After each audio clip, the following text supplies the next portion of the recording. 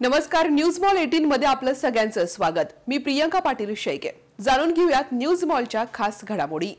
श्रेयोग प्रतिष्ठान आयोजित दहीहंडी उत्सव 2024 याची संकल्पना माजी महापौर अभिषेक कळमकर यांनी आखली होती। या दरम्यान अनेक सेलिब्रिटींनी या ठिकाणी हजेरी लावली आहे। या कार्यक्रमाच्या दरम्यान आपला अभिषेक हे गाणं या ठिकाणी लॉन्च करण्यात आलं। या गाण्याचे गायक अवधूत गांधी यांनी इतरही काही गाणी या ठिकाणी सादर केली। तर महाराष्ट्राला वेड लावणारी आणि लक्षवेधी असणारी अभिनेत्री तसेच गायिका केतकी माटेगावकर यांनी देखील टाइमपास मधील डायलॉगबाजी करत उपस्थितांचं मनोरंजन केलं। चल हवा आने दे असं म्हटल्यानंतर तरुणाईने एकच जल्लोष केला। यावेळी माजी महापौर अभिषेक कळमकर यांना तरुणाईनं डोक्यावर घेतला। या कार्यक्रमाच्या सांगतेवेळी आंतरराष्ट्रीय दर्जाची अभिनेत्री एली आवराम यांनी हजेरी लावली। त्यांच्या नुकताच प्रदर्शित झालेल्या गाण्याबद्दल यावेळी एलीजी बोलल्या। तसेच कार्यक्रमाच्या शेवटी त्यांनी सर्वांना रामकृष्ण हरी म्हटलं। या कार्यक्रमासाठी निलेश लंके प्रतिष्ठानचे सर्व पदाधिकारी तसेच महाविकास आघाडीचे सर्व पदाधिकारी नेते मंडळी उपस्थित होते। मोठ्या संख्येनं अभिषेक कळमकर यांचा चाहता वर्ग देखील उपस्थित होता। या दहीहंडीमध्ये भिंगार येथील गौरीवाडा येथील सम्राट पथकाने ही दहीहंडी फोडली आहे। या कार्यक्रमामध्ये रामराजे ढोल पथक यांनी आपली कला सादर केली आहे। या कार्यक्रमासाठी माजी आमदार दादाभाऊ कळमकर तसेच प्राची कळमकर यांच्यासह